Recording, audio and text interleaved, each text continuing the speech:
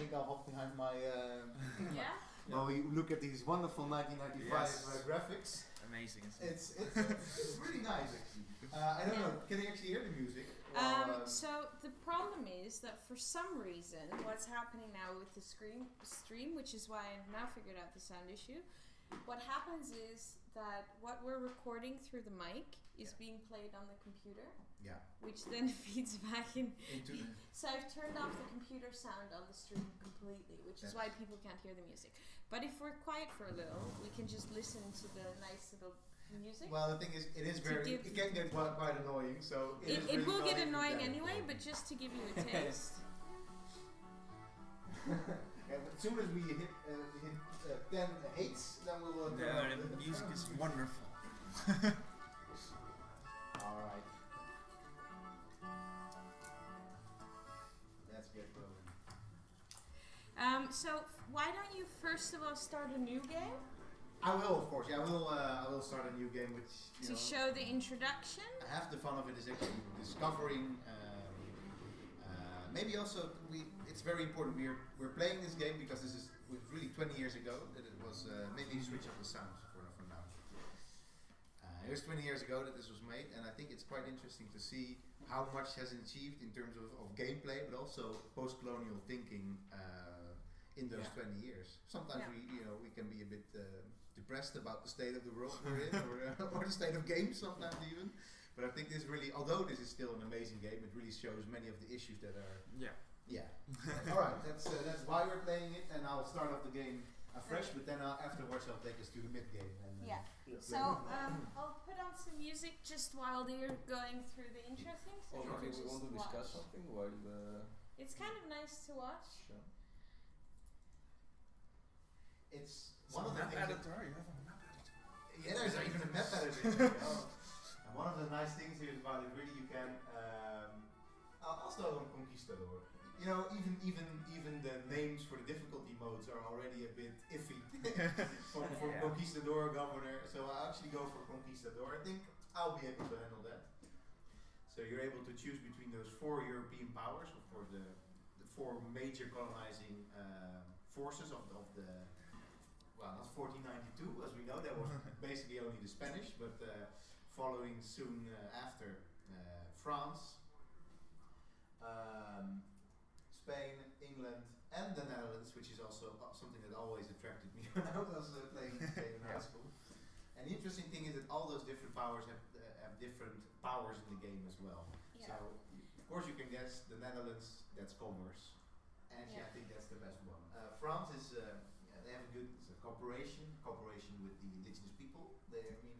England, immigration, you've got lots more people flooding to the docks. There's more religious unrest there during that time. And Spain, of course, conquest. You're just going for, well, it's a 4X game, so it's, what is it called? Exploration, expansion, exploitation, and extermination, I think. And that's really what Spain is on. That's the extermination bit. Yeah. Alright, well, I'll choose the Netherlands. And I'll play it myself.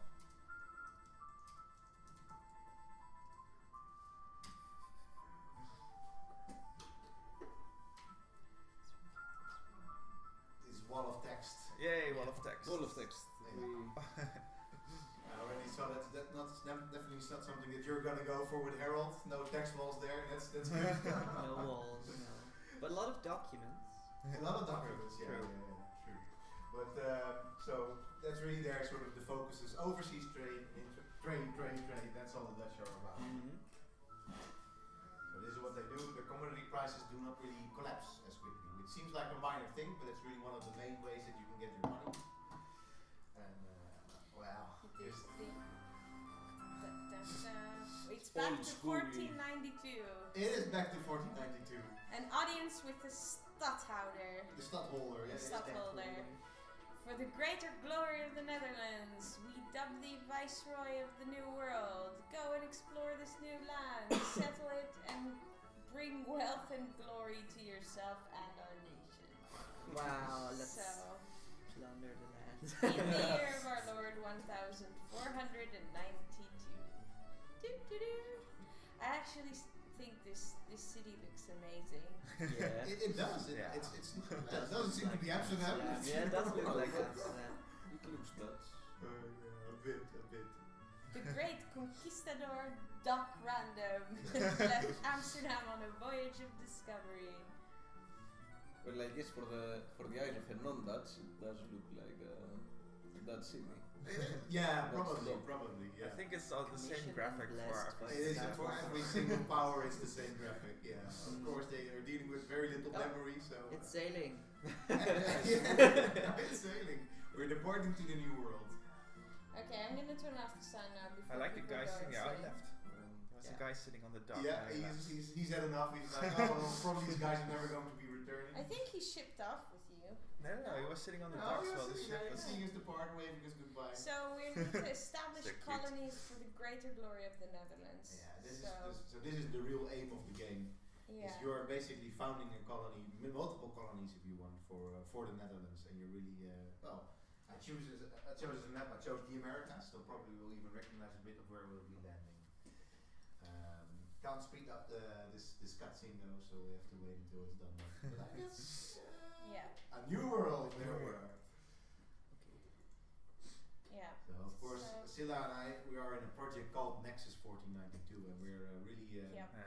focusing on this time period in the Caribbean, and sort of trying through archaeology and also a bit of historical sources, trying to understand a bit more, especially from the perspective of the indigenous people of the Caribbean, Yeah. what sort of happened, because there's lots of historical myths and just so stories that are there about this period, Yeah. and I didn't really know when I was playing this 20 years ago, or 18 years ago, that I would be in a project like this now. Yeah. So there's been so once you start searching information about this game on like random internet forums, there's quite a lot of interesting discussion going on about how this relates to sort of actual history. Yeah, this is like the game that the first game I modded, I think, when I was a kid. So you could, really? You did? yeah, so you could find text files in the directory. Yes, I and actually you could, wanted to talk a little bit about that. Yeah, that's So one you- of the joys of this game. That you yeah. could, you could change all the names of everything. That's yeah. All right. So we just arrived in the Candy Kingdom. Candy Kingdom. That's Adventure that's, Time. that's the name of this little pad that we're in at the moment. So Yeah. to honor Silla's and Vincent's hospitality, I thought I'd name it after their imaginary house. But you have these woodcuts when like just now you had discovering a new world, and so when you are going to meet Indians or natives, you're going to get another one meeting the natives. Yeah. And that was like one of my first memories about modding a game is changing those texts, and they would be Yes. like in the beautiful picture, and then your own text would be there. Yeah. Yeah, it's quite a nice thing to do. Of course, as a teenager, you do all sorts of silly things with those texts, but it is nice. It is actually Yeah. kind of a nice thing to do.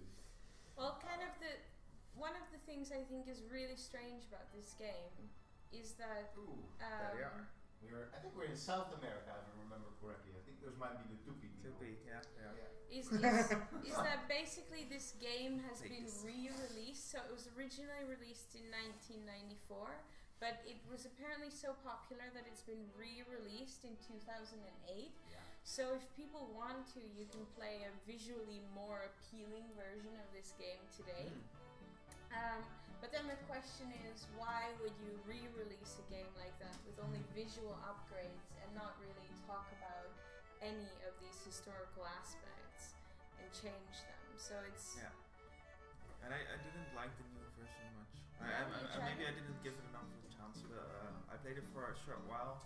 But it's even the graphic style just didn't It's the take me. Civilization 4 graphic style. Yeah. Yeah, it's true. I also played it a little bit, but I didn't really get to it. Actually, I played it and then I replayed this again. Yeah, exactly. That's yeah.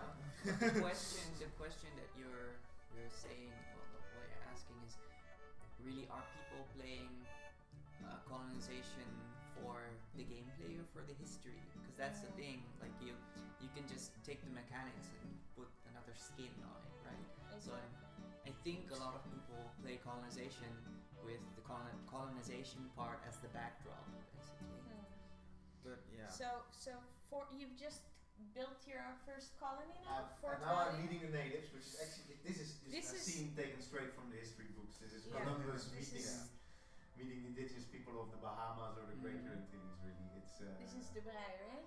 it's almost Sort- the Brei. It is really sort of definitely similar. there's this picture from the Brei when Columbus landing on Hispaniola, which is almost the same, but this is a different perspective.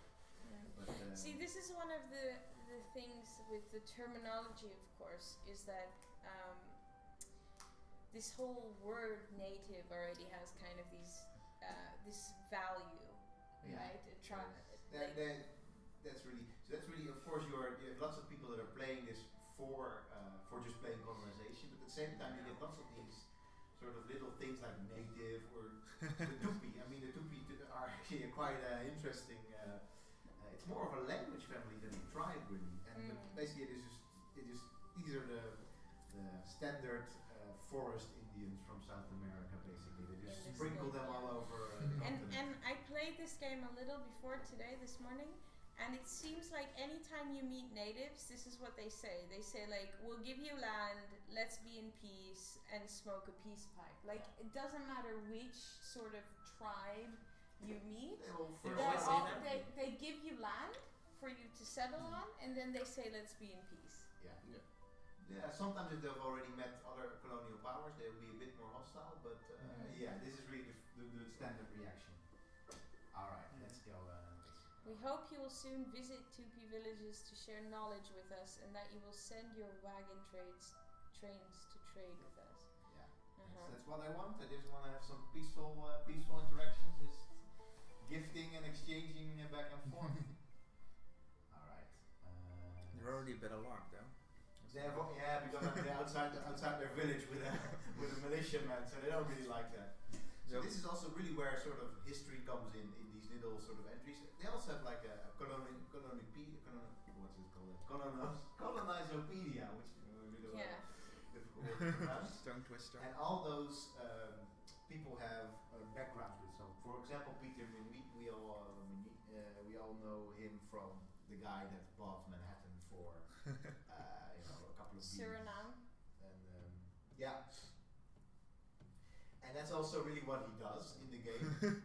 They no longer Sicilian demand Indians, payment. once you got this guy as a negotiator on your side, you don't have to pay for your land anymore, which I can probably show you later, that you actually have to pay for the land that your colony occupies. And then there's Sieur de la Salle, which is actually, he's a French explorer, yeah, that's true. Well, go with. You like? Oh no, I have to go for William Brewster because that's if we're power playing here. That's because The this guy is really Mayflower. important because there's going to be all sorts of criminal suspect people lining up on the docks, and I don't want that. I want to be able to choose my own colonists. So, or you want me to go with Peter Minuit? Oh, I'll go with Peter. Why not? It should be good for the beginning of the game. I think Fort Value should be having to buy land to the north. Yes. Yep. Yeah. So There you now are. you can see those little totem poles, which of course the Tupi were famous for their totem poles. Not at all. But today's basically they're all over the map whenever you settle close to an indigenous village. And yeah, but actually we're doing quite fine in this colony. You have lots lots of sugar. food. Sugar and Or wood. sugar. We have some food coming in, so as every colonist consumes 2 food, but we're producing sugar, which is interesting because sugar was one of the things that was imported into America later. Yeah, and But didn't here exist it's there. right there. Of course, it's one of those big colonial kind of crops, cash crops that Yeah. that's still today. People, lots of Caribbean nations are really earning the mainstay of their. So I spent some time this morning reading forum posts by people about this game, which was actually really interesting because you get people who think this is like horrible and we can't represent the past like this, and then of course you get the people who think differently. So I found this quote of someone on a forum that said, "I am also alarmed at this game. We can't have kids playing this and then going out and colonizing." Taking It's their like- ships. This like really sarcastic comment, basically saying like there's nothing wrong with this game because it's so far removed from reality. Grand Which Theft doesn't- Autorification. of the game. Yeah. Which of course doesn't really say anything about, you know, the bigger issues that have come out of colonization. No. And then someone else said, like, isn't especially horrible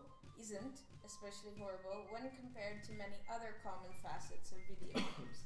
So a lot of comments were about like, oh, why are people making a big deal about this game? I mean, compared to the actual slaughter you do in like first-person shooters and so on, it doesn't really matter. Yeah. But that kind of devaluates video games as a medium in general. Exactly. So it's kind of missing the essence, I think. Well, it's, of course, there's a lot to do with sort of the very clean presentation of any sort of Sid Meier game. Yeah. You already Yeah. have this in Civilization, but especially in Colonization, it's really very, very ugly, you know, there. So apparently the Spanish already, you know, got themselves in a bit of trouble with the Arawaks. This is interesting though, because this man looks like sort of a fur trapper in North America. Yeah. Yeah. Yeah.